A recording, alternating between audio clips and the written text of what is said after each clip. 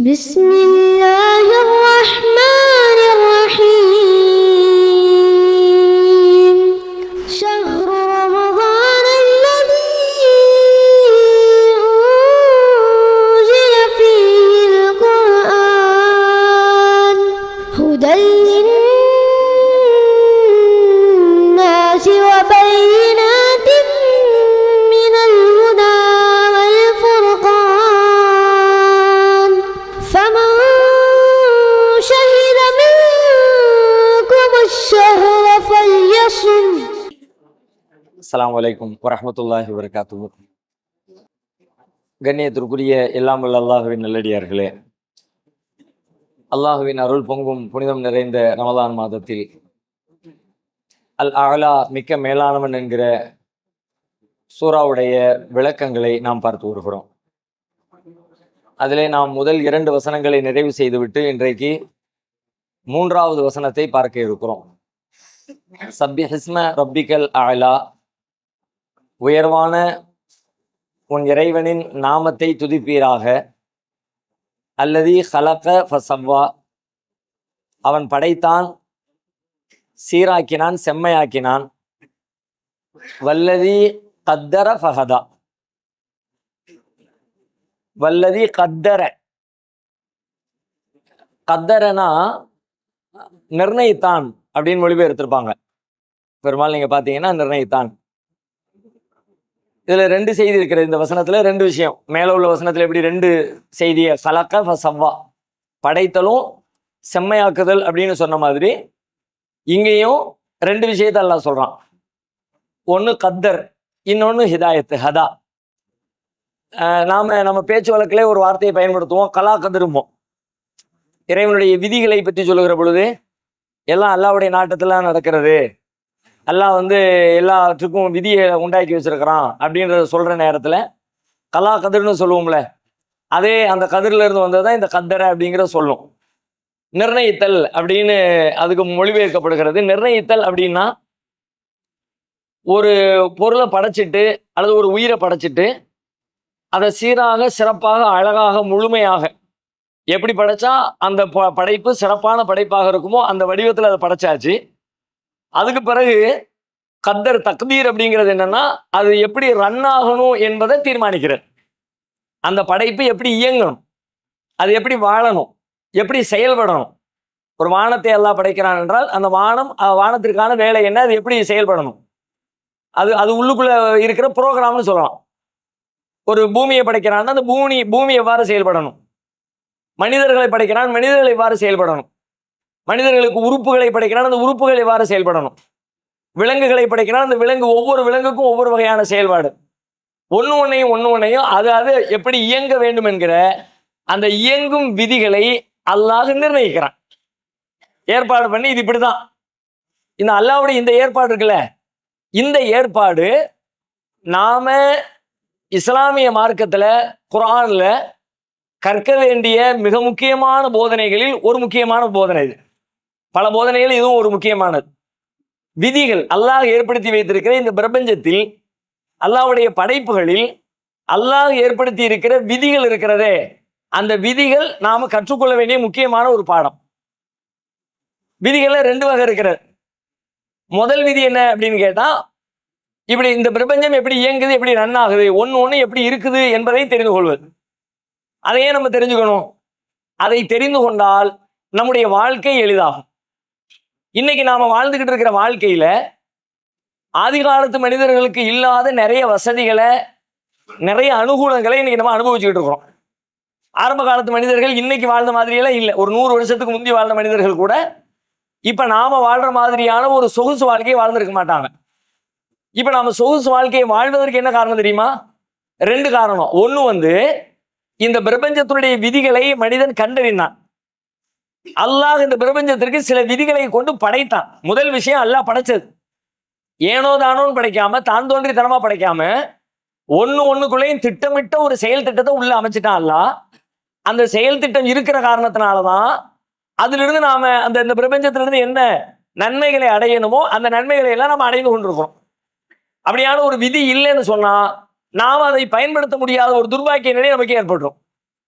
ரெண்டாவது, அல்லாஹ் ஏற்படுத்திய அந்த விதிகளை மனிதன் கண்டுகொள்கிறான். நாம படிக்கிறோம், சிந்திக்கிறோம், கண்டறிகிறோம், அல்லாஹ் இப்படிதான் இதை படைச்சிருக்கிறான், இதனுடைய தன்மை இதுதான், இது இப்படித்தான் போகும் அப்படின்னு தெரிந்து கொள்கிற காரணத்தினால் அதை என் வாழ்க்கைக்கு நான் எப்படி பயன்படுத்துறது, என்னென்ன இடத்துல எப்படி எப்படி எல்லாம் யூஸ் பண்ணிக்கிறது, அது எப்படி ரன் ஆகும்னு தெரிஞ்ச உடனே அதை என் வாழ்க்கைக்கு எப்படி இம்ப்ளிமெண்ட் பண்றது, நடைமுறைப்படுத்துறது அப்படிங்கிற விஷயத்தை ரெண்டையும் இணைச்சு வாழ்க்கையை மேம்படுத்துவதற்கு, இலகுபடுத்துவதற்கு, சிறப்பாக ஆக்கிக் கொள்வதற்கு, நல்ல சொகுசா வாழ்வதற்கு மனிதன் இந்த இயற்கை விதிகளை தெரிந்து கொள்ளணும். ஆக்சுவலி இது இயற்கை விதின்னு சொல்றாங்க, லா ஆஃப் நேச்சர் அப்படின்னு. உண்மையில் இது இயற்கை விதி அல்ல, இறைவனின் விதி. இயற்கைக்குன்னு ஒரு விதி இல்லை, இறைவன் அந்த அந்த படைப்புகளுக்கு என்று ஒரு விதிகளை உண்டாக்கி இருக்கிறான், அது இறைவனின் விதி. இப்ப நீங்க பாருங்க, குர்ஆன் இந்த விஷயத்தை பல இடத்துல பேசுகிறார். 25வது அத்தியாயம் 2வது வசனம், அதுல அல்லாஹ் சொல்றான், வஹலக குல்ல ஷைஇன் ஃபகத்தரஹு தக்தீரா.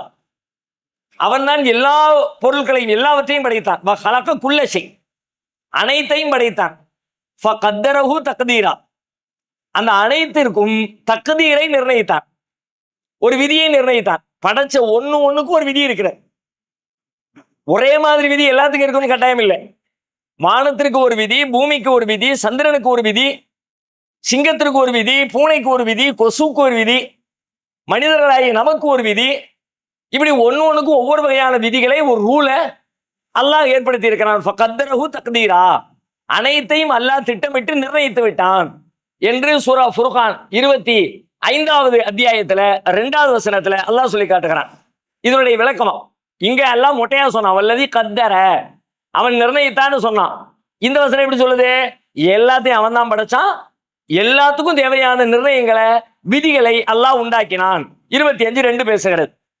73வது அத்தியாயம் சூரத்துல் முஸம்மிலுடைய 20வது வசனம், அது ஒரு பெரிய வசனம்.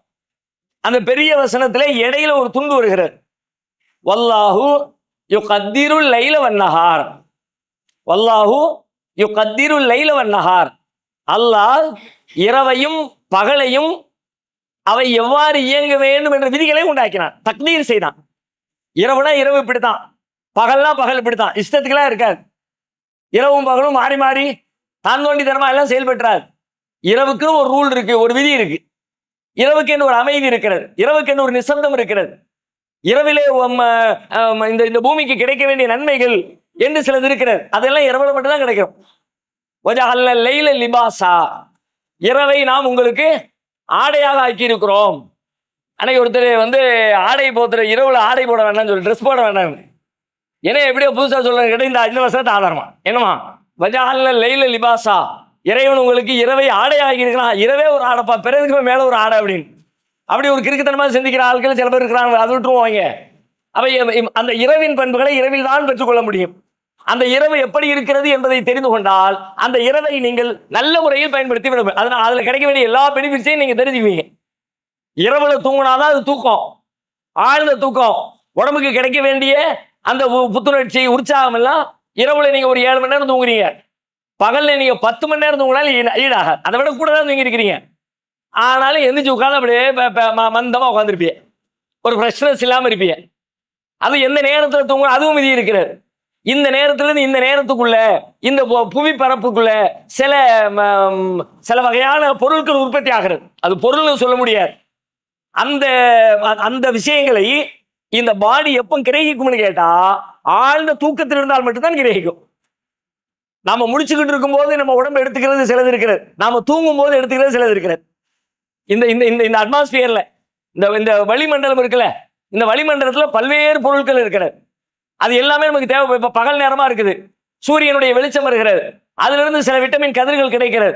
அந்த கதிர்கள் எல்லாம் அந்த பகல் நேரத்துல நீங்க முழிச்சிருந்தா தான் உங்களுக்கு கிடைக்கும். பகல் நேரத்துல இந்த தூங்கிக்கிட்டு இருந்தீங்கன்னா அது கிடைக்காது. இரவு நேரத்துல ஒரு 12 மணி, 1 மணி, 2 மணி இந்த நேரம் இருக்குதுல்ல, இந்த நேரத்துல நீங்க தூங்கிக்கிட்டு இருந்தா மட்டும்தான் அது கிடைக்கும். அது தூங்காம நீங்க முடிச்சுக்கிட்டீங்கன்னா கிடைக்காது. பாடியால அதை அப்சர்வ் பண்ண முடியாது, அதை ஈர்க்க முடியாது. அதை உள்ள கரெக்டா இழுக்க வேண்டியது இழுத்துருச்சுன்னா காலையில எந்திரிச்ச உடனே அப்படி தூங்கி எந்திரிச்ச ஃப்ரெஷ்னஸ் இருக்கும். இல்ல பாடி இழுக்கலன்னு வச்சுக்கோங்க, இந்த புவி பரப்புல இருக்கக்கூடிய அந்த ஆற்றல்களை நம்முடைய உடம்பு கிரகிக்க வேண்டிய அளவுக்கு கிரகிக்கல அப்படின்னா இரவுல நீங்க நல்லா தூங்கி இருக்கிறதா நினைப்பீங்க. 4 மணி நேரம் தூங்கினேன், 5 மணி நேரம் தூங்கினேன் சொல்லுவீங்க. ஆனாலும் காலையில தூக்கமா வருது, தூங்காத மாதிரி ஒரு ஃபீலா இருக்குது, இன்னும் தூங்கணும் போல தோணுமே அப்படின்னு நீங்க சரியா தூங்கல, ஆழ்ந்த தூக்கத்துக்கு வரலன்னு அர்த்தம். அப்ப இதையெல்லாம் மனிதன் கண்டறியணும். இது இறைவன் ஏற்படுத்திய விதி. இரவுக்கு என்று சில விதி, பகலுக்கு என்று விதி, அதுல என்ன நடக்கணும், இதுல என்ன நடக்கணும் எல்லாம் ஏற்படுத்தி இருக்கான். இந்த விதிகளை நம்முடைய அனுபவத்தின் வழியாக, கூர்ந்து கவனிப்பதன் வழியாக, ஆராய்ச்சிகள் செய்வதன் வழியாக, மீண்டும் மீண்டும் சிந்திப்பதன் வழியாக, தொடர்ந்து ஒரே மாதிரியான விளைவுகள் எதிலே ஏற்படுகிறது என்பதை அவதானிப்பதன் வழியாக அல்லாஹ் ஏற்படுத்தி இருக்கிற இந்த பிரபஞ்சத்தினுடைய நியதிகளை, இறைவனின் விதிகளை நாம் கற்றுக்கொண்டால் அதை நம் வாழ்வில் கடைபிடித்து வாழ்வை எளிதாக மாற்றிக்கொள்ள முடியும். அப்படிதான் சொல்லலாம். வல்லாஹு யுகத்திருல் லைல வன்னஹார், இரவுக்கும் பகலுக்கும் அல்லாஹ் ஒரு தக்தீரை ஏற்படுத்தி வைத்திருக்கிறான். இப்படி அல்லாஹ் ஏற்படுத்தின எல்லா லட்சக்கணக்கு கோடிக்கணக்கில் எல்லா படைப்பும் இருக்கிறது. ஒன்னுனை மனிதன் சிந்திக்க ஆரம்பிச்சுட்டான். நீண்ட நெடிய காலமாக மனிதர்கள் சிந்தித்து அதனுடைய வெளிப்பாடு. இப்ப நம்ம உட்கார்ந்துருக்கிறோம், ஃபேன் ஓடுது, ஏசி ஓடுகிறார். இன்னும் அடுத்த மாசம்லாம் வந்துருச்சுன்னா ஏசி போடாமல் உட்கார முடியாது, கடுமையான வெப்பமா இருக்கும், உஷ்ணம் தாங்க முடியல. இதே இந்த ஏசி கண்டுபிடிக்கிறதுக்கு முன்னாடி மனிதர்கள் என்ன செஞ்சாங்க? இந்த சம்மரை எப்படி கடந்தாங்க? கோடை காலத்தை, கடும் வெப்பத்தை எப்படி கடந்தாங்க? ஒண்ணுமெல்லாம் செய்யலாம், அவ்வளவுதான். அந்த வெப்பத்தை ஏற்றுக்கொண்டார்கள். அதுக்கு ஒரு மாற்று ரெமெடி இருக்குன்னு உங்களுக்கு தெரியாது. ரொம்ப காந்ததுல ரொம்ப பரபரன்னு இருக்குல்ல அப்படின்னு ஏதோ புலம்பிட்டு போய்கிட்டே இருப்பாங்க. தண்ணியில் ஊற்றுவாங்க, ஈர ட்ரெஸ்ஸை மேலே போட்டுக்குவாங்க, விசிறி வச்சு வீசிக்கிட்டே இருப்பாங்க, சட்டையை கழட்டி போட்டு அப்படி ஹாயா உட்காந்துருப்பாங்க. இப்படிதான் அவங்களால தப்பிக்க முடிஞ்சிச்சு. ஆனா இப்ப நம்ம எதையும் செய்ய தேவையில்லை. தண்ணியில் மேலே ஊற்ற வேண்டியதில்லை, ட்ரெஸ்ஸை மாற்ற வேண்டியதில்லை, இடத்த மாற்றி வெளியில் ஓப்பனில் உட்கார வேண்டிய அவசியம் இல்லை. நாம இருக்கிற அதே இடத்துல ஏசி மிஷினை தூக்கி மாட்டி விட்டாச்சுன்னா குழு குழு குழு குழு குழுன்னு ஊட்டியில் இந்த மாதிரி உட்கார்ந்து விடுவோம். அதுக்கும் தமிழ்ல பேர் வச்சிருக்காம பாருங்களேன், குழு குழுங்க, குழு குழு வசதி செய்யப்பட்டது அப்படின்னு பேரும் நல்லா தான் வச்சிருக்கோம். இப்ப இது எப்படி வந்ததுன்னு நினைக்கிறீங்க? இது இந்த மிஷின் செய்து நீங்க நினைக்கிறீங்களா? மிஷின் ஒண்ணும் இல்லை. இங்க இயற்கையுடைய அல்லாஹ்வுடைய விதி ஒண்ணு இருக்கிறது. இங்க காத்து என்ன, காத்துல ஈரப்பதம் என்ன, காற்றினுடைய வெப்ப அளவு என்ன, காற்றினுடைய திசை என்ன, இது எல்லாம் சொல்லி வச்ச மாதிரி ஆதி காலத்துல இருந்து இன்னைக்கு வரைக்கும் ஒரே மாதிரி இருக்குது. அதை மனுஷன் கண்டுபிடிக்கிறான். அப்படின்னா இந்த இடத்துல இப்படிதான் இருக்குது. நாம இப்படி ஒரு வேலையை செஞ்சா அங்க இருக்கிற வெப்ப காத்தை வெளியெடுத்துடலாம், இப்படி ஒரு வேலையை செஞ்சா அதற்கு உஷ்ணத்தை குறைச்சிடலாம், இப்படி ஒரு வேலையை செஞ்சா அதை ஒரு குளிரூட்டப்பட்ட ஒரு சூழலை நாம உண்டாக்கிடலாம் அப்படின்னு இந்த விதிகளை கண்டறிந்த காரணத்தினால்தான் ஏசி என்பது கண்டுபிடிக்க முடிஞ்சிச்சு. அவன் மிஷினை கண்டுபிடிக்கல. மிஷினை எப்படி கண்டுபிடிச்சாங்கன்னா இந்த இயற்கை விதிகளை கண்டறிந்தால் அதுக்கு இதை செஞ்சா வேலை முடிஞ்சிருச்சு அப்படின்னு ஒரு பதில். அதான் ஃபேன் ஓடுகிறது, ஃபேன்ல இருந்து காத்து வருகிறது, நம்ம சொகுசா ஃபேனை போட்டு உட்காடுறோம். அப்போ முதல்ல இங்க எல்லா இடத்துலையும் காத்து இருக்குங்கிறத கண்டுபிடிச்சான். அந்த காத்தை படி தள்ளி விட்டோம்னா மேலே வந்து படுங்கிறத கண்டுபிடிச்சான். காத்து தான் இருக்குது. இந்த காத்தை எப்படி நமக்கு பயன்படுத்துகிறது? இந்த ஏரியா முழுக்க காத்து இருக்குது. இதை கண்டறிவதற்கு பல ஆயிரம் ஆண்டுகள் ஓடிடுச்சு தெரியுமா மனித குல வரலாற்றுல. நாம இருக்கிற எல்லா இடத்துலையும் ஒரு ரூமுக்குள்ள இருக்கிறோம், அந்த ரூம் முழுக்க காற்றால் நிரம்பி இருக்கிறது. நீண்ட நெடிய கால மனிதனுக்கு தெரியவே செய்யாது, ஒண்ணுமே இல்லம்மா. ஆனா இன்னைக்கு உள்ள விஞ்ஞானிகிட்ட கேட்டா லட்சம் இருக்குமா இப்ப நம்மளை சுத்தி. அவ்வளவு விஷயம் இருக்குது, அவ்வளவு பாக்டீரியா இருக்குது. காத்து அப்படின்னு சொல்றோம், அந்த காத்துக்குள்ள இருக்கிற மாலிகூல், காத்துக்குள்ள இருக்கிற விஷயங்கள், அதுக்குள்ள ஆக்சிஜன் என்ன இருக்கு, அதுக்குள்ள கார்பன் என்ன இருக்கு, எது நமக்கு நன்மை தருது, எது நமக்கு தீமை தருது, அப்படியே புரிஞ்சு மேயலாம். அப்போ இந்த ஃபேனை கண்டறிந்து நம்முடைய வாழ்வு சொகுசாக மாறியது என்று சொன்னால் ஃபேன் நமக்கு எந்த விஷயத்தையும் செய்யுதோ இல்லையோ, அதை விட முக்கியமாக இங்கே இறைவன் ஏற்படுத்திய காற்று என்கிற அந்த பொருளின் தக்தீர் என்ன, அதனுடைய செயல் என்ன, அது எப்படி இருக்குது, அது எப்படி செயல்படுது அப்படிங்கிறத கற்றுக்கொண்ட காரணத்தினால்தான் ஃபேனு கிடைச்சது, லைட்டு கிடைச்சது, டியூப் லைட் கிடைச்சது. இப்ப நம்ம உட்காந்துருக்க பில்டிங் கிடைச்சிச்சு. இந்த பில்டிங் இப்படி நிக்குதுல, இப்ப மரங்கிட்டு ஒரு தூணு, அங்கிட்ட ஒரு தூணு, அங்கிட்ட ஒரு தூணு, இப்படி ஒரு தூணை போட்டு இந்த பில்டிங் நிப்பாட்டிருக்காங்க. தூணு போடாம நிப்பாட்ட முடியுமா? முடியாது, சொல்லிடுவோம்.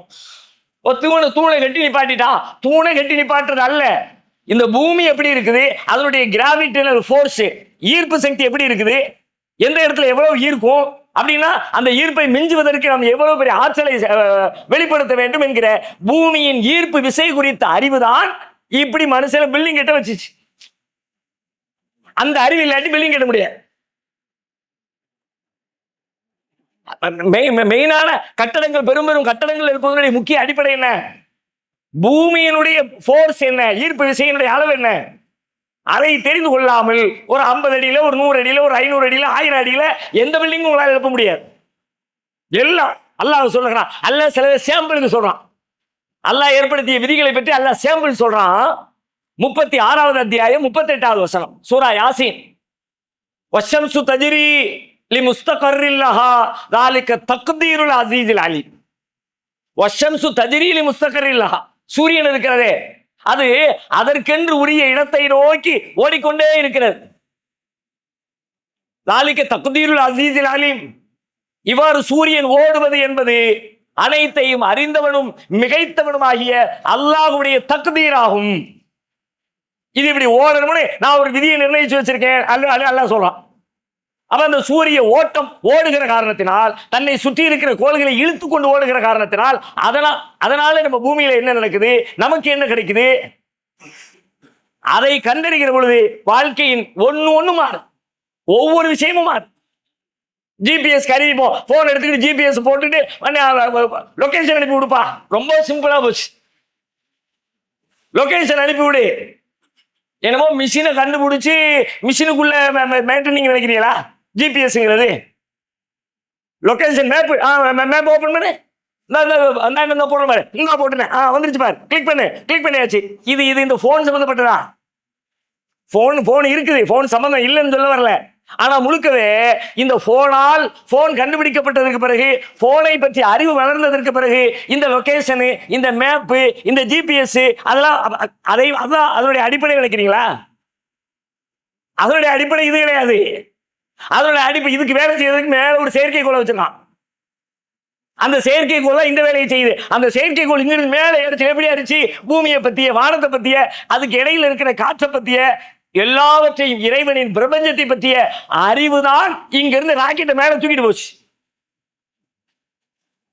ஒரு பலூன் எடுத்து ஊதுறோம், நல்லா ஊதிட்டு முடிச்சு இடிச்சு போடாம அப்படி விட்டுட்டோம். பலூன் எடுத்து ஊதுறேன், பெருசா போய்கிட்டே இருக்கு. இந்த விரல் பக்கம் என் கை இருக்கு, வாய் இருக்கு, பலூனுடைய வாய் இருக்கு. இந்த பக்கம் பெருசா பலூன் ஊதப்பட்டுருச்சு. இப்ப டக்குன்னு விரல விட்டுட்டேன். பலூன் எந்த பக்கம் போகும்? இந்த பக்கம் போகாது, அந்த பக்கம் தான் போகும். எப்படிலாம் அப்படிதான் போகும், மாறி போகவே போகாது. இல்ல நான் விட்டேன் தெற்க போறதுக்கு வடக்க போயிடுச்சு சொல்லவே முடியாது. அல்லாஹ் சொல்றான், என்னுடைய விதியில, என்னுடைய தகுதியில மாற்றம் கிடையாது. இது அல்லாஹ்வுடைய தகுதி. கேஸ்னா என்ன, காற்றுனா என்ன, அது எப்படி இயங்கும், அது எந்த திசையில போகணும், இறைவன் ஏற்படுத்திய விதி. இப்படி உன்னை இப்படி தள்ளுனா பொருள் இப்படித்தான் போகணும், இதே இறைவன் ஏற்படுத்திய விதி. அந்த விதியை கண்டறிஞ்சதுனால தான் நெருப்பு என்கிற ஒரு கேஸை கீழே நீக்கி தள்ளி, ராக்கெட் அப்படிங்கிற செயற்கைக்கோளை மேல நீக்கி தள்ளி, இந்த அறிவு கிடைக்கலாட்டி ராக்கெட் இல்ல, செயற்கைக்கோள் இல்ல, போன் இல்ல, லொகேஷன் இல்ல, ஜிபிஎஸ் இல்ல, மேப் இல்ல, ஒண்ணும் இல்ல. பிளைட்ல ஏறி பறக்கிறோம், நம்ம வண்டி பிளைட் போகுது. இப்படி அந்த இடத்துல எப்படி அது பறக்கிறது? அது காற்றின் வேகம் என்ன, எங்க இருந்து மேல இருந்து எப்படி தள்ளுது, கீழே இருந்து எப்படி தள்ளுது, பிளைட்டுடைய அந்த ரெக்கையை பாருங்க. தமிழ்ல ஒரு பாட்டு சொல்லுவாங்க, பறவையை கண்டான் விமானம் படைத்தான். பழைய பாடல் உண்டுல,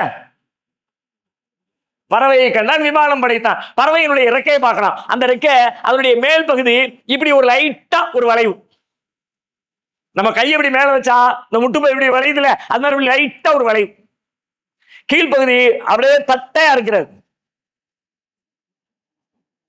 எதுக்கு நல்லா எல்லா பறவையும் இப்படி வச்சான்? மேல கொஞ்சம் மோல்டிங் வளைவு, கீழே சமமா இருக்குது.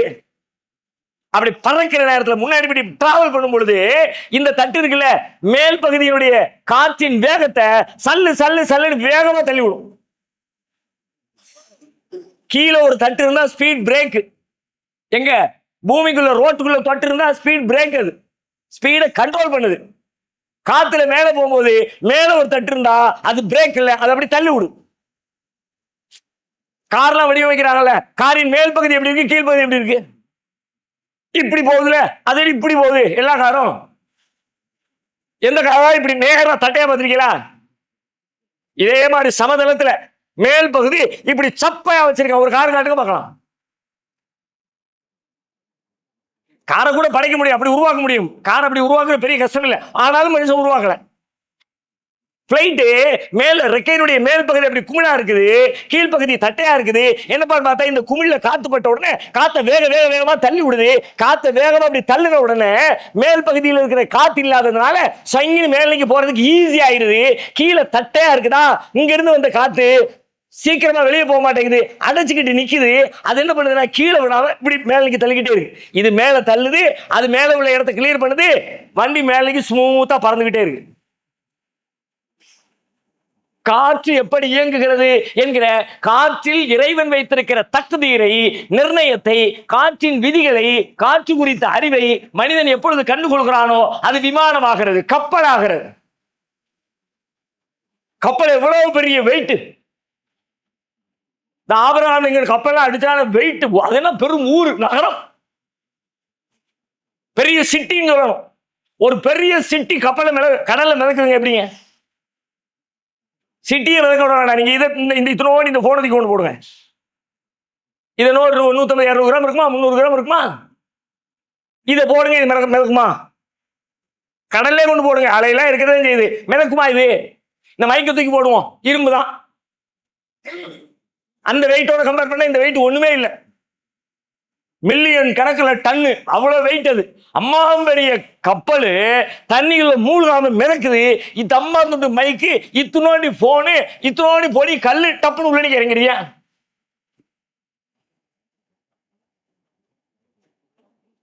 முந்தியாவது மரக்கட்டையில ஓடிச்சு. முந்தியெல்லாம் மரக்கிழம் தானே, அதுக்கு பேரு எப்படி தானே, அதனால தான் மரக்கேர்னு வச்சிருந்தாங்க. கப்பல் வணிகம் செய்யக்கூடிய ஆட்களுக்கெல்லாம் என்ன பேரு முன்னாடி? மரக்காயர். மரக்கலத்தில் பயணம் செய்து தொழில் செய்தவர். முந்தி இருந்தது மரம் பிரச்சனையில நடக்கும். இரும்பு, இப்ப இரும்பு மிதக்குத எப்படி நடக்கு சொல்லுங்க பார்க்கலாம். Very good.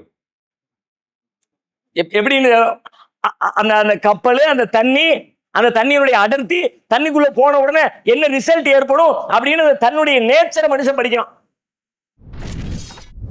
நமது தாருசலாம் வாழ்வியல் பயிற்சி மையத்தில் இஸ்லாத்தை கற்க வருவோருக்கு உணவு, தங்குமிடம், ஹத்னா, அபிடவிட் மற்றும் பெயர் மாற்றம் உள்ளிட்ட அனைத்தையும் செய்து கொடுக்க நபர் ஒருவருக்கு ரூபாய் 15,000 செலவாகிறது. இறையருளால் அதற்குரிய வாய்ப்பும் வசதியும் பெற்றவர்கள் ஒருவருக்கோ இருவருக்கோ தம்மால் இயன்றவருக்கு பொறுப்பேற்று இப்பணியில் தம்மையும் இணைத்துக் கொள்ளுமாறு அன்போடு கேட்டுக்கொள்கிறோம். இம்மையின் மூலம் மறுமையை வெல்லும் மகத்தான பணிகள் தொடர உங்கள் துஆக்களை கேட்கிறோம். சிந்தனை, செயல், பொருளாதாரம் உள்ளிட்ட அனைத்து வித ஒத்துழைப்பையும் உங்களிடம் எதிர்பார்க்கிறோம். உங்களுடைய ஜகாத் மற்றும் நன்கொடைகளை கீழ்கண்ட வங்கிக் கணக்கில் அனுப்பவும். பள்ளிக்கூடத்தில் படிச்ச நினைவு ஆர்கிமிடிஸ் தத்துவம் தான் நினைக்கிறேன். அநேகமா என் நினைப்பு கரெக்டா இருந்தா இந்த தத்துவத்துக்கு பேரு. ஒரு பொருளை உள்ள போட்ட உடனே தண்ணி வெளியில நீங்க வருதுல, ஆர்கிமிடிஸ் தானே? ஆர்கிமிடிஸ். அந்த ஆளுதான் குளிச்சுக்கிட்டு இருக்கும்போது தொட்டியில விழுந்து குளிச்சாராம். குளிச்ச உடனே டக்குன்னு தண்ணி மறுபடி வெளியே போயிருக்கு. உடனே ஓடி வந்தாராம், கண்டுபிடிச்சிட்டேன். அப்படி கண்டுபிடிக்கப்பட்டதான் இந்த கப்பல் பயணத்திற்கான அடிப்படை விதி. அப்படியே டக்குன்னு ஒரு ஷார்ப், ஒரு டக்குன்னு ஒரு துளி ஞானம். இந்த மாதிரி ஒரு பொருள் எவ்வளவு நிறையோ, எவ்வளவு கனமோ, எவ்வளவு வெயிட்டோ அவ்வளவு தூரம் தண்ணியை அது வெளியேற்றும். அவ்வளவு தூரம் இடத்த உள்ள பிடிச்சிக்கும், உள்ள இருக்கிற தண்ணியை வெளியே அனுப்பிடும். இது ரொம்ப சிம்பிள். இன்னைக்கு ரொம்ப எல்கேஜி பா. இப்போ அவர் என்ன பண்றாரு, இந்த கப்பல்காரர் இன்னைக்கு என்ன பண்ணிட்டு இருக்கான் அப்படின்னு கேட்டா, இப்படி கப்பலை தட்டையா வடிவமைச்சா இந்த மாதிரி கப்பல் பிளைட்ல இப்படி தட்டையா இருக்கிற அது மாதிரி கப்பலை தட்டையா இருக்கிறான்னு வச்சுங்க, முடிஞ்சிச்சு, தண்ணிக்குள்ள மூழ்கிடும். பிளைட்டினுடைய கீழ்ப்பகுதி, ரெக்கை பகுதி தட்டையா இருக்கணும்னு வச்சவன் கப்பலுடைய கீழ்ப்பகுதி தட்டையா இருக்க கூடாதுன்னு வைக்கணும். தட்டையா இருந்தா இது எப்படி தட்டையை போட்டவனு உள்ள முங்கிச்சோ, அதே மாதிரி கப்பலை போட்டவனு டம் தண்ணி அப்படி மேல வரும், மேல ஏறி உள்ள உட்காரும், மேட்டு ஓவர், கப்பல் காலி. இப்ப என்ன பண்றாரு, இந்த இருக்குல்ல, இதுக்கு பின்னாடி இங்க இருந்து இப்படி ஒண்ணு, இப்படி ஒரு கிராஸ், இங்க இருந்து இப்படி ஒரு கிராஸ்,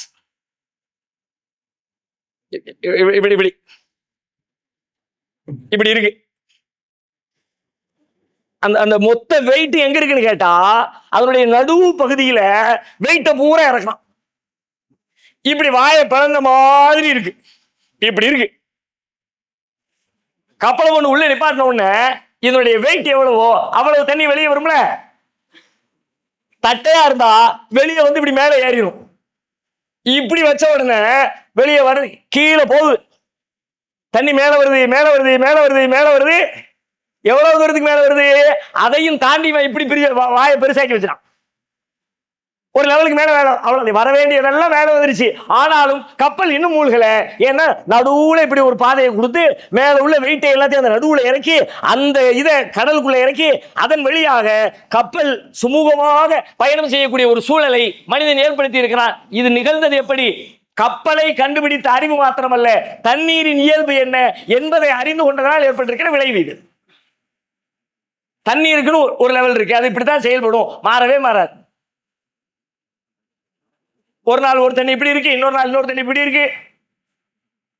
வளைகுடா கடலுக்குள்ள போச்சுன்னா அது வேற மாதிரி இருக்குது, இந்திய பெருங்கடலுக்கு போனா வேற மாதிரி இருக்குது, அரபிக்கடலுக்கு போனா வேற மாதிரி இருக்குது. அப்படி மாறி மாறி இருந்துச்சுன்னா இப்படி ஒரு கப்பல் டெக்னாலஜியை மனுஷன் கண்டுபிடிச்சிருக்க முடியாது. எந்த தண்ணிக்கும் ஒரே ரிசல்ட் தான், ஒரே விதி தான். இப்படி அல்லாஹ் ரப்பல் ஆலமீன் உலகத்தின் எல்லா பொருட்களுக்கும் விதிகளை நிர்ணயித்தால் அந்த விதிகளை பற்றி அல்லாஹ் சொல்லுகிறான், பலன் தஜிதலி சுன்னத்தில்லாஹி தப்தீலா. அல்லாஹ்வுடைய விதிகளில் எந்த மாற்றமும் கிடையாது. ஆதி காலத்தில் அதற்கென்று என்ன விதியை நிர்ணயித்தானோ அந்த விதி அப்படியே உலகம் அழிகிற வரைக்கும் தொடர்ந்து கொண்டே இருக்கும். நீ அதை சிந்திச்சு பாரு, நீ ஆராய்ச்சி பண்ணி பாரு, அதன் வழியாக உன் வாழ்க்கையை டெவலப் பண்ணிக்கேன்னு அல்லாஹ் ரப்பல் ஆலமீன் இந்த பிரபஞ்சத்துடைய விதிகளை பற்றி சொல்ல. இப்படி எல்லாத்துக்கும் விதி வச்சிருக்கேன். வல்லதி கத்தர, அதற்குரிய விதிகளை அல்லாஹ் நிர்ணயித்தான். ஆனா இதுல நாம கவனிக்க வேண்டிய முக்கியமான விதி என்ன தெரியுமா? இப்ப நம்ம பேசுற விதி இல்லை. ஏன்னா இந்த விதிகளை மனுஷன் எல்லாரும் படிக்கலாம். இன்ஜினியரிங் காலேஜில் போய் சேர்ந்தா இதுதானே இந்த விதிகள் தானே, மெடிக்கல் காலேஜில் சேர்ந்த இந்த விதிகள் தானே. உடல் எப்படி இயங்குகிறது, காய்ச்சல் எப்படி வருகிறது, நோய் எப்படி குணமாகிறது, கேன்சர் செல் எப்படி பரவுகிறது, அதெல்லாம் விதி தானே. இதையெல்லாம் உலகம் முழுக்க படிக்குது. நம்ம இதுக்கு பெருசா மெனக்கிட தேவையில்லை. இன்னொரு விதி இருக்கிறது, அதுதான் நாம் கற்க வேண்டிய மிக முக்கியமான ஒரு விதி. அதுதான் ஒரு மனிதன் எவ்வாறு இயங்க வேண்டும், அவன் எப்படி இயங்கினால் என்ன விளைவு வரும், ஒரு சமூகம் எவ்வாறு இயங்க வேண்டும், அது எவ்வாறு இயங்கினால் என்ன முடிவுகளை பெறும் என்கிற தனி மனிதனுடைய விதிகள், தனி மனிதன் செயல்பட வேண்டிய விதிகள், ஒரு சமூகம் செயல்பட வேண்டிய விதிகள். அதுதான் முஸ்லிம்களாகிய நாம் பிரதானமாக கற்க வேண்டிய விதிகள். ஒரு வகையில் நீங்க குரானுக்கு ஒரு பேர் வைக்கிறதா இருந்தா, குரான் எதை பற்றி பேசுகிறது அப்படின்னு சொல்றதா இருந்தா இப்படி சொன்னா பொருத்தமா இருக்கும். குரான் என்பது ஒரு சமூகவியல், சோசியல் சயின்ஸை பேசக்கூடிய ஒரு வழிகாட்டின்னு சொன்னா பொருத்தமாவே இருக்கு. ஒரு நல்ல சமூகத்தை உண்டாக்குவதுதான் குரானுடைய பிரதானமான இலக்கு. குரான்ல அதற்கு தேவையான எல்லா விதிகளையும் அல்லாஹ் சொல்றான். அந்த விதியில உள்ள சின்ன கரெக்ஷன் என்ன தெரியுமா? மற்ற விதிகள் அது அப்படியே இருக்கும், அப்படியே பயன்படுத்திக்கணும், அதை மாற்ற முடியாது, கூட்ட முடியாது, குறைக்க முடியாது. ஆனா இங்க என்னன்னு கேட்டா மனிதனுக்கு சுய விருப்பம் கொடுக்கப்பட்டிருக்கிறது. இதை செஞ்சா இது ரிசல்ட், ஆனா செய்யவும் செய்யலாம், செய்யாமலும் இருக்கலாம். இதை செஞ்சா இதன் விளைவு இது, அதை செஞ்சா அதன் விளைவு அது. நீ எதை செய்ய போற என் கையில இருக்கு, அல்ல சான்ஸ் கொடுத்துறான். அந்த விதி மாறாது. எந்த விதி மாறாது? இதை செஞ்சா இதுதான் ரிசல்ட் மாறாது. ஆனா நீ செய்தியா? அதான் கேள்வி. இந்த விதிகள் நாம் கற்றுக்கொள்ள வேண்டிய, சமூகம் படிக்க வேண்டிய மிக முக்கியமான விதி. குர்ஆன்ல இதைத்தான் தேடணும். இப்போ அதுலயும் குறிப்பாக நாம் வாழ்ந்து கொண்டிருக்கிற இந்த தமிழ் சமூகத்துல அல்லாஹ் கற்றுத்தருகிற இந்த சமூகவியல் விதிகள் என்கிற இறைவனின் மாறா நியதிகள் சொல்லிக் கொடுக்கப்படவே இல்லை. என் அறிவுக்கு, என் அனுபவத்துக்கு நான் சொல்றதா இருந்தா தமிழ்நாட்டில் எந்த பயான்கள்லையும் இறைவனுடைய சமூகவியலுக்கான மாறாத நியதிகள் குறித்து அந்த நியதிகளை தனியாக விளக்கி எடுத்து சொல்லி பாடம் நடத்துகிற ஒரு வகுப்பை, ஒரு பயானை, ஒரு சொற்பொழிவை நான் கேட்டதே இல்லை. ஆனால் குர்ஆன் நிறைய பேசுது. இந்த சமூகவியல் நியதிகளை சொல்லித் தருவதற்காகத்தான் வரலாறுகளை பேசுகிறது. வரலாறுகள் ஏன்? குர்ஆன்ல நிறைய வரலாறு இருக்குதுல்ல, பக்கத்துக்கு பக்கம் வரலாறு இருக்குல்ல. வரலாறு இல்லாத சூறாவே கிடையாது குர்ஆன்ல. அல்ஹம்து சூரால இருந்து குல்லௌது ரப்பின் நாஸ் வரைக்கும் எந்த சூறா எடுத்துங்க, ஆக சின்ன சூறா இன்னும் கோசர் வரைக்கும் வரலாறு பேசப்படாத சூறாவே குர்ஆன்ல கிடையாது. ஏன் இப்படி வரலாறுக்கு முக்கியத்துவம்? வரலாறு என்பது நம்முடைய பார்வையில லாஸ்ட் சப்ஜெக்ட் தானே, ஹிஸ்டரியா அப்படித்தானே? அது என்னமோ ஹிஸ்டீரியா மனநோய் மாதிரி அப்படிதானே வச்சிருக்கோம். ஆனா அல்லாஹ் வரலாற்றை முக்கிய இடம் கொடுத்து வச்சிருக்கான். எல்லா அத்தியாயத்திலையும் பேசுறான். அல்ஹம்து சூரா எடுத்துங்க, ஸிராத்தல் லதீன அன்அம்த அலைஹிம் கைரில் மக்தூபி அலைஹிம் வலல்லாலின். இறைவா எங்களுக்கு நேர்வழியை காட்டு, யார் மீது கோபப்பட்டாயோ அவர்களின் வழி அல்ல, வழிகட்டு போனவர்களின் வழியும் அல்ல. அப்படின்னா வழிகேடர்களுடைய வரலாறு, இறைவனின் கோபத்திற்கு ஆளானவர்களின் வரலாறு அப்படி ஷார்ட்டா டச் பண்றான்ல. இன்ன அத்தைனாக்கல் கௌசர் ஃபஸல்லி ரப்பிக வன்ஹர் இன்ன ஷானியக ஹுவல் அப்தர். மூணு வசனம். நபியே, உமக்கு நாம் கௌசரை வழங்கிவிட்டோம், எனவே நீர் இறைவனுக்காக தொழுது பலியிடுவீராக. உமது எதிரி எவனோ அவனே சந்ததியற்றவன். 3 வசனம் வரலாறு. குல் ஹுவல்லாஹு அஹத் அல்லாஹ்வுடைய வரலாறு. குல் அஊது பிரப்பில் ஃபலக் மின் ஷர்ரி மா ஹலக் அல்லாஹ்வுடைய படைப்புகளின் வரலாறு. குல் அஊது பிரப்பின் நாஸ் மலிக்கின் நாஸ் இலாஹின் நாஸ் மின் ஷர்ரில் வஸ்வாஸ் மனிதர்களின் மனங்களை குழப்புகிற ஷைத்தானின் வரலாறு. தப்பத் யதா அபீ லஹபின் வ தப் அபூ லஹபுடைய வரலாறு. இதா ஜா நஸ்ருல்லாஹி வல் ஃபத்ஹு நபியுல்லாஹ்வுடைய மக்கா வெற்றியின் வரலாறு. குல் யா அய்யுஹல் காஃபிரூன் காஃபிர்களே லா அஅபுது மா தஅபுதூன் நீங்கள் வணங்குவற்றை நான் வணங்க மாட்டேன் காஃபிர்களின் வரலாறு. எந்த சூறா எடுத்துங்க வரலாறு இல்லாம இல்ல. இந்த வரலாறுகளை ஏன் பேசுகிறான்? அல்லாவே காரணம் சொல்கிறான். ஏன் தெரியுமா? அல்லாஹ்வுடைய மாறா நியதிகளை நீ தெரிஞ்சுக்கணும்பா. அல்லாஹ் ஒரு குறிப்பிட்ட காலத்துல, ஒரு குறிப்பிட்ட நேரத்துல, குறிப்பிட்ட மனிதர்களுக்கு ஒரு குறிப்பிட்ட நேரத்துல எப்படி அல்லாஹ் நடந்துகிட்டானோ அந்த சூழல்ல அதே மாதிரி சூழல் வரலாற்றுல திரும்ப வருகிற பொழுது அப்ப எப்படி நடந்துகிட்டானோ அப்படித்தான் இப்பவும் நடக்கும். இப்ப உனக்கு என்ன ஒண்ணு, ரொம்ப வேலை ரொம்ப சிம்பிள். அதே மாதிரி சூழல் வந்தா அல்லாஹ் இப்படித்தான் நடப்பான் புரிஞ்சுக்க. அல்லாஹ்வுக்கு பிரியப்படுற மாதிரி வாழ்ந்துக்க, எது சரியான ரூட்டோ செஞ்சுக்க. இதை சொல்லி தர்றதுக்கு தான் வரலாறு. இறைவனின் மாறா சமூகவியல் நியதிகளை ஒரு தனி மனிதன் அவனுடைய வாழ்க்கையில் கடைபிடிக்க வேண்டிய நியதிகளை நீ எதை செய்தால் என்ன ரிசல்ட் அதை சொல்லி தரதான். இதை அவன் செஞ்சாரு, அதனால அவருக்கு இந்த ரிசல்ட்.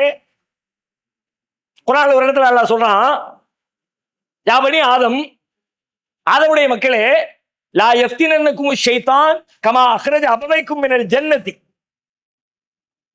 ஷைத்தான் உங்களை குழப்பி விட வேண்டாம். கமா அக்ரஜ அபவைக்கும் மினல் ஜன்னா, உங்கள் பெற்றோர் இருவரையும் சுவர்க்கத்திலிருந்து குழப்பி வெளியேற்றினானே அதுபோல ஷைத்தான் உங்களை குழப்பி விட வேண்டாம். நம்ம எந்த சொர்க்கத்தில் இருக்கோம், நம்மளை எப்படி குழப்புவோம்?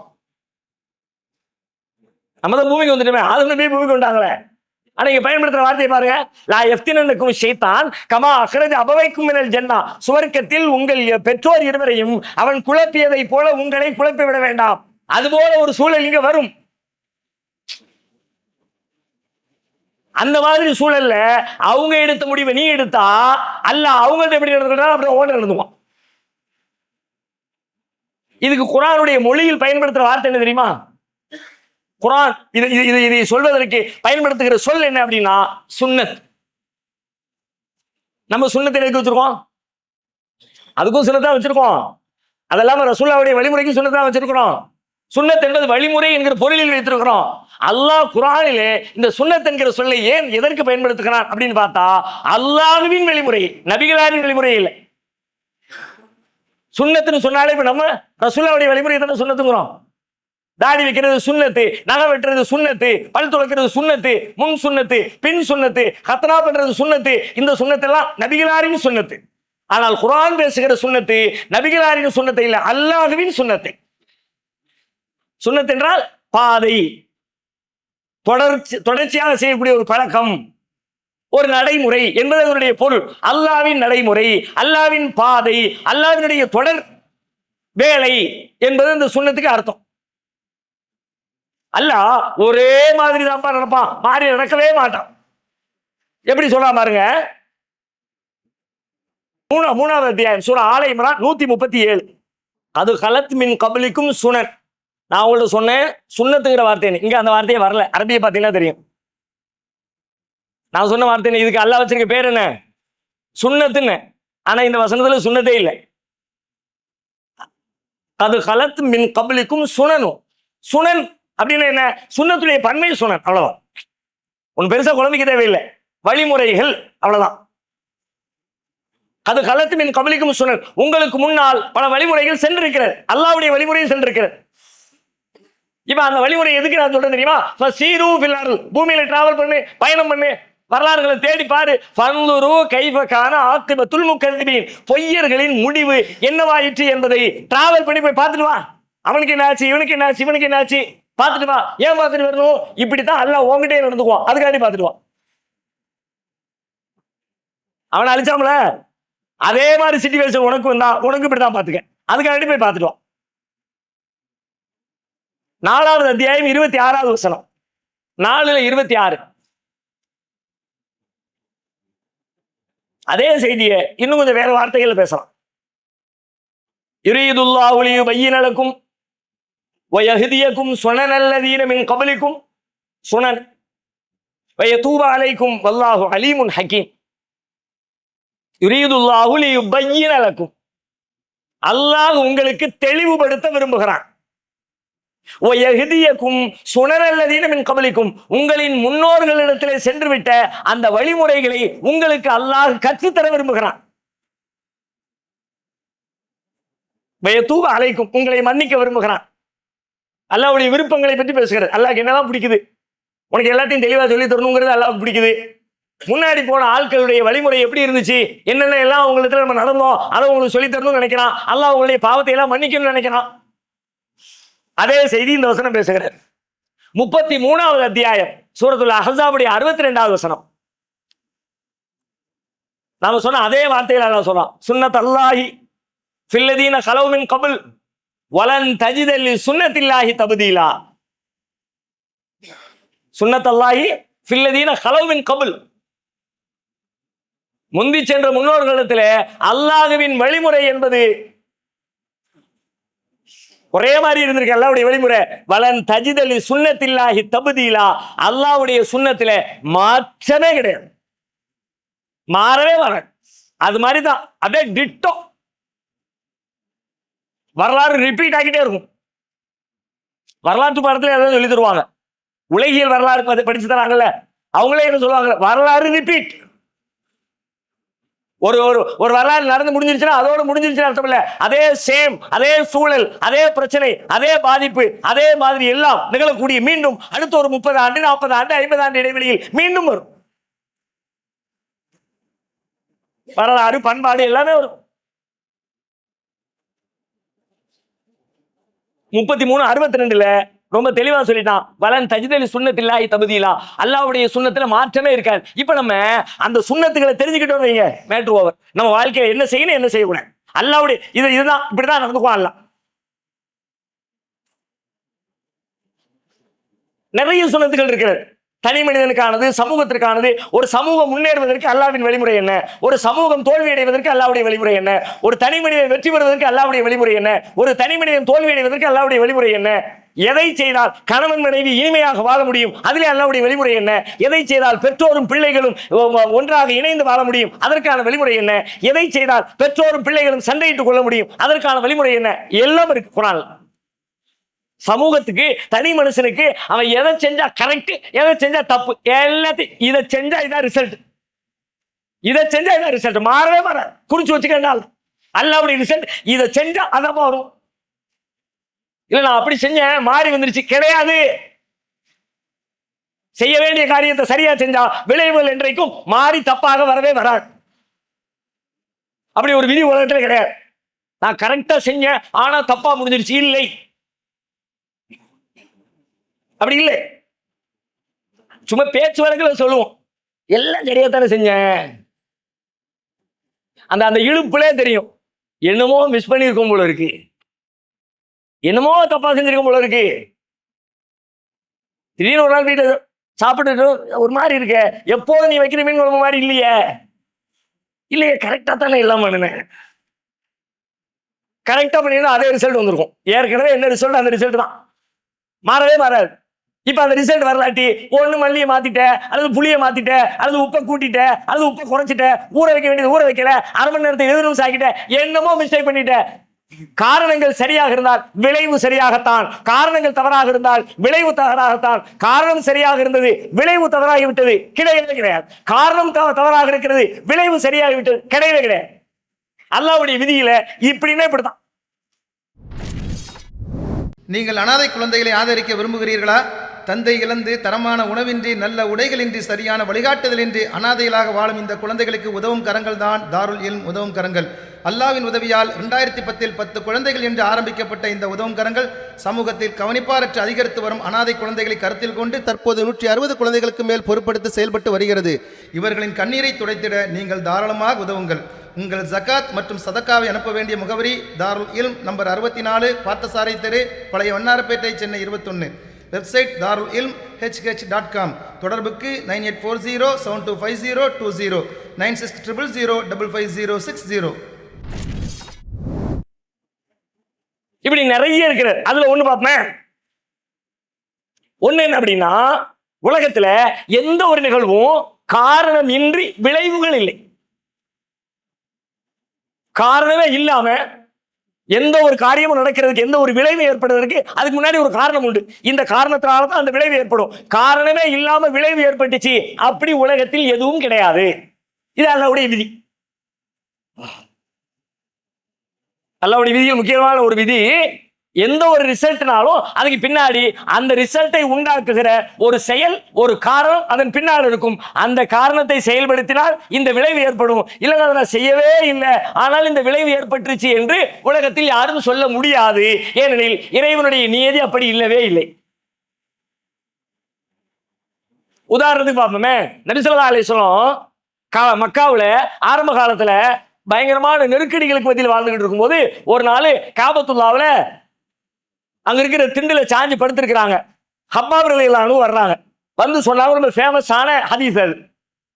வந்து ரசூலுல்லாஹ்ட்ட சொல்றாங்க, அல்லாஹ்வுடைய தூதரே, அலா தஸ்தன்சுர்லனா அலா ததுல்லாஹ் லனா, எங்களுக்காக உதவி தேடக்கூடாதா?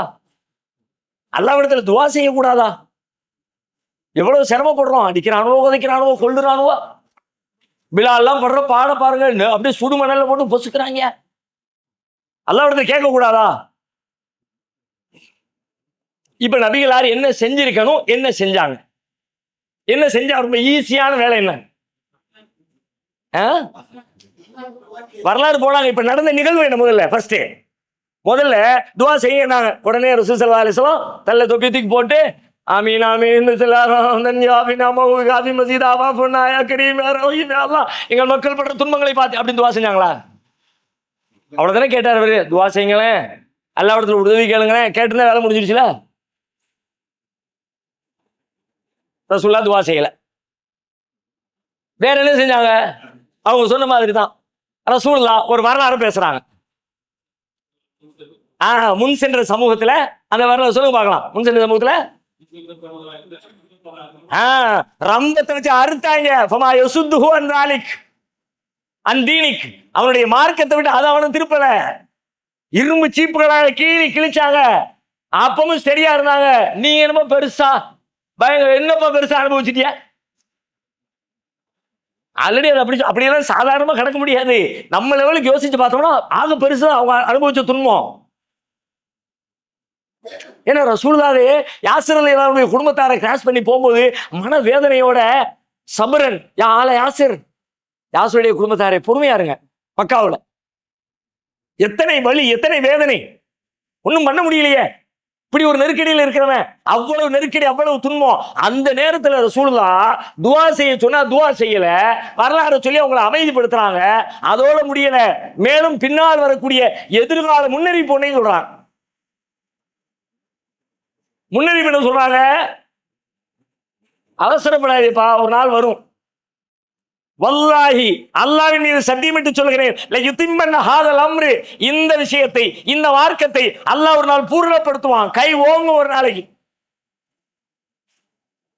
சன்னஹால இருந்து ஹதரமௌத்துக்கு ஒரு பயம் இல்லை, ஒரு அச்சமும் இல்லை. அப்படி ஒரு பெண்மணி டிராவல் பண்ணுவாங்க. அப்படி ஒரு சூழல் வரும். வலாக்கின்னக்கும் தஸ்தாஜிலூன், அவசரப்படுறீங்களப்பா, கொஞ்சம் பொறுத்துக்குங்க. இப்போ நல்ல கவனிங்க, இந்த நிகழ்வுல நபிகளார் பிரார்த்தனை செய்ய சொல்லி அவர்களுக்கு கோரிக்கை வைக்கப்படுகிறது. பிரார்த்தனை செய்திருந்தால் கோரிக்கை கேட்டவர் மனதிருப்தியோடு போயிருப்பாரு, அதுவே போதுமானது. நபிகளார் கடைசி வரைக்கும் பிரார்த்தனை பண்ணவே இல்லை, துஆ செய்யவே இல்லை. என்ன காரணம்? அதுல இருக்கிற ஹிக்மத் என்ன, ஞானம் என்ன?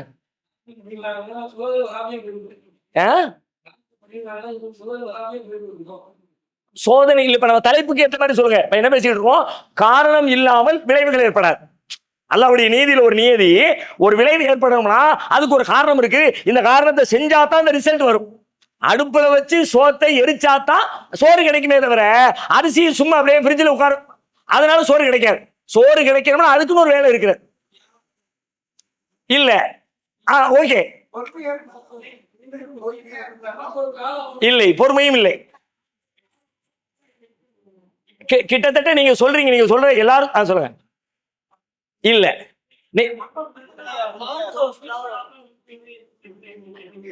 கிட்டத்தட்ட நீங்க சொல்றீங்க. ஆனா ஓகே, நான் பாயிண்ட் பண்ணி சொல்ல விரும்புறேன். நீங்க சொல்ற கருத்து கரெக்ட் தான்.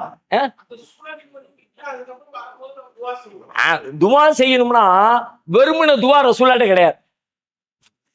துவாவில அல்லாஹ் எனக்கு அதை தந்துரு, அல்லாஹ் நல்ல ஆட்சியாளர்களை தந்துரு, அல்லாஹ் நல்ல சுகத்தை தந்துரு, அல்லாஹ் நல்ல செல்வத்தை கொடுத்துரு, சும்மா வாய்க்கு வந்துச்சுன்றக்காண்டி உட்கார்ந்து கேட்கறதுவா அப்படி கிடையாது. இப்ப நம்ம அப்படிதான் கேட்கறோம், கேட்டு வைக்கிறது தானே.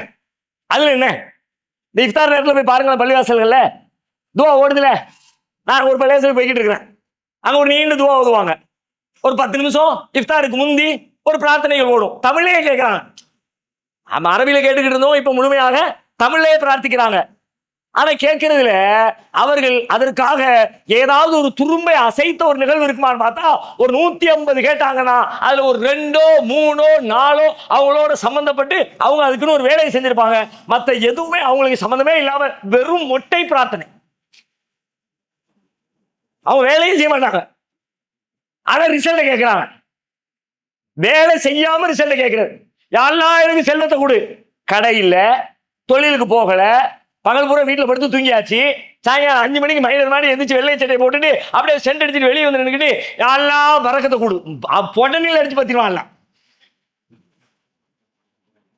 பறக்கத்தை கேளு, எப்ப கேளு தெரியுமா? காலையில எந்தி வேலைக்கு போ, முறையா நில்லு, சம்பாதிக்க கடையை தர, வியாபாரம் பாரு, எல்லாத்தையும் பார்த்துட்டு யாரெல்லாம் பறக்கத்தை கொடு, அதுதான் எல்லாம் ஏத்துவான். ஒரு வேலையும் செய்யாம மொட்டை யாரெல்லாம். இப்ப ரசூலுல்லாஹ் இப்போ எதுக்கு கவர்மெண்டை அமைப்பதற்கு, இந்த பிரச்சனையை தீர்ப்பதற்கு, கைகள் ஓங்குவதற்கு மக்காவில் இருக்கிற காலத்தில் ஒரு வேலையும் பார்க்கல ரசூலுல்லாஹ். துவா செய்யல, அதுக்காக நிப்பாட்டிட்டாங்க. இப்ப நம்ம அந்த வேலையை செய்யலப்பா, கொஞ்சம் வெயிட் பண்ணி செய்வோம். இதே விஷயத்தை கேட்போம். எப்ப கேட்போம் தெரியுமா? மதீனாவுக்கு வந்ததுக்கு பிறகு அப்ப கை தூவாங்க. எல்லாம் அங்கங்க மக்கள் துன்பப்படுறாங்க, அந்த துன்பத்தை நீக்கி ரஹ்மானே. ஏன் கேட்ட உடனே அங்க துன்பப்படுறவனுக்கு ஆதரவா இங்க இருந்து ஒரு படை கிளம்பும், இங்க இருந்து ஒரு படை அனுப்பிடுவாங்க. போ மூத்தாக்கு போ, 10,000 போப்பா பாத்துக்கலாம். அங்க அனுப்பி விட்டு யாரெல்லாம் இந்த படைக்கு நீ வெற்றியை கொடு ரஹ்மானே, அந்த பகுதியில் இருக்க மக்களுக்கு ஹிதாயத்தை கொடு ரஹ்மானே, அவங்களுடைய சிரமத்தை நீக்கி ரஹ்மானே, அவங்களுடைய ஆட்சியாளர்களை மாத்தி நல்ல ஆட்சியாளர்களை கொடு ரஹ்மானே பிரார்த்திப்பாங்க. செய்ய வேண்டிய வேலையை செஞ்சுவிட்டு அல்லாஹ்விடத்துல கோரிக்கை. இந்த காரணம் இருந்தா தான் அந்த விளைவு ஏற்படும். இந்த காரணம் இல்லாம நீங்க தலைகீழ குட்டிக்கரணை அடிச்சாருங்கிறதான். தஹஜ்ஜத் நேரத்துல எந்திரிச்சு கேட்டா கேட்கறது அங்கீகரிக்கப்படும், நோன்பு திறக்கிற நேரத்துல கேட்டா கேட்கறது அங்கீகரிக்கப்படும், காபாவை பார்த்த உடனே கேட்டா கேட்கறது அங்கீகரிக்கப்படும். இப்படியெல்லாம் என்னெல்லாமோ வச்சுக்கோம். நான் மொத்தமா மறுக்கிறதுக்கு சொல்லல, சிலது மறுக்கப்பட வேண்டியது அதுக்குள்ள இருக்குது. காபாவெல்லாம் ரொம்ப வினோதம். காபாவுக்கு பார்த்தீங்களா, உம்ராவுக்கு போறவங்க ஹஜ்ஜுக்கு போறவங்க சொல்லி போவாங்க தெரியுங்களா, காபா பார்த்த உடனே கேட்கறதுவா. அதனால தூரத்துல இருந்து பார்த்துடக்கூடாது, அப்படியெல்லாம் பார்க்க விட மாட்டாங்க. ஏன் தலை கீழே குனிஞ்சிட்டே போங்க, அப்படி கிட்ட போனோன்னு அந்த அந்த பிரம்மாண்டத்தை பார்க்குற மாதிரி நேராக போனோம், முழுசா போகணும். ஓகே சரி, அது கூட ஒரு உணர்வு சார்ந்து ஏற்றுக்கலாம். பார்த்த உடனே கேட்குற துவா ஏற்றுக்கப்படும். அதனால என்ன பண்ணு, யா அல்லாஹ் இனிமே என் வாழ்நாளில் கேட்குற எல்லா துவாவையும் ஏற்றுக்கிறப்பே போடு. அல்லாஹ்வை லாக் பண்ணி பூட்டியாச்சு ரூம்குள்ள போட்டு. காபா பார்த்தோன்னு ஏத்துக்கல, இப்ப கேட்டாச்சு எல்லாத்துமே ஏத்துக்க. இப்ப எல்லாம் திருன்னு முடிப்பான். அப்படியா காலத்துக்கும் கேட்கற துவாவை பூரா ஏத்துக்கணும், என்ன பண்றது? அல்லாஹ்வுக்கு ஏத்துக்கிறது பெரிய விஷயம் இல்லை, அதை செய்யறதுக்கு அல்லாஹ்வுக்கு சிரமம் இல்லை. ஆனால் அல்லாஹ் செய்வானா? அல்லாஹ்வின் விதி அப்படி செயல்படுமா? நீங்கள் செய்யக்கூடிய ஒரு செயலுக்கான காரணத்தை செய்யாமல் விளைவை எதிர்பார்த்தால் அல்லாஹ் தன்னுடைய ஆற்றலால் செய்ய முடியும், ஆனால் செய்ய மாட்டான். ஏனென்றால் அல்லாஹ்வுடைய விதியில், அல்லாஹ்வுடைய தக்தீரில் அப்படி காரணம் இல்லாமல் விளைவு ஏற்படுகிற ஒன்றை அல்லாஹ் வைக்கவே இல்லை.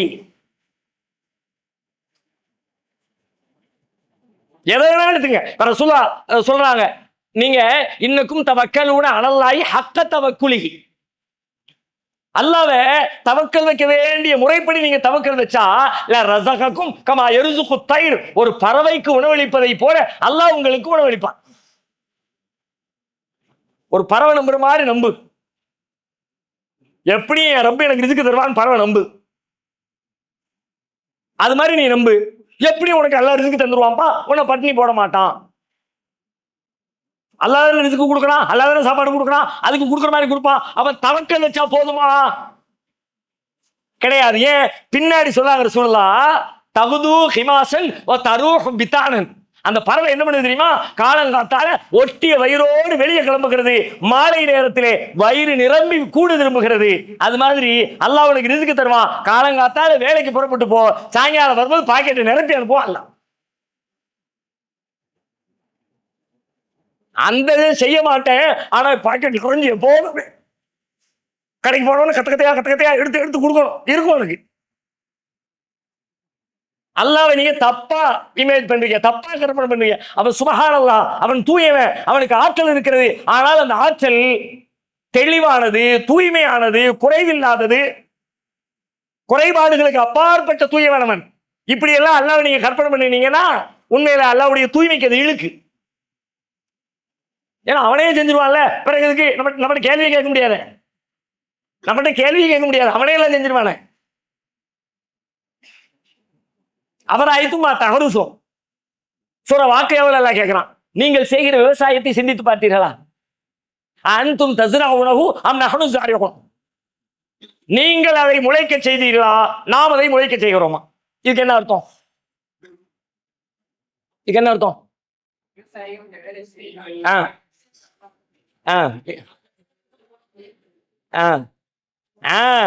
இப்ப நம்ம ரெண்டாவது கேள்வியை மட்டும் மைண்ட்ல வச்சுக்குவோம். எல்லாம் அல்லாஹ் தான் செய்யறான், எல்லாம் அல்லாஹ் செய்யறான், இல்ல மறுக்கவே இல்லை, அல்லாஹ் தான் செய்கிறான். அல்லாஹ்வுடைய நாட்டத்தின்படிதான் அது முடிவாகிறது, அது முழுமை பெறுகிறது, அது தீர்வை பெறுகிறது, மாற்று கருத்தே இல்லை. ஆனால் அல்லாஹ் அப்படி உதவி செய்வதற்கு, அல்லாஹ் அப்படி அதை நிறைவுபடுத்துவதற்கு, அல்லாஹ் தன்னுடைய கருணையால் அதை முழுமைப்படுத்துவதற்கு அல்லாஹ் ஒரு ஷர்த் வச்சிருக்கான். முதல்ல நீ செய்யற விவசாயம், நீ விவசாயம் செஞ்சியா நான் முளைக்க வைப்பேன்.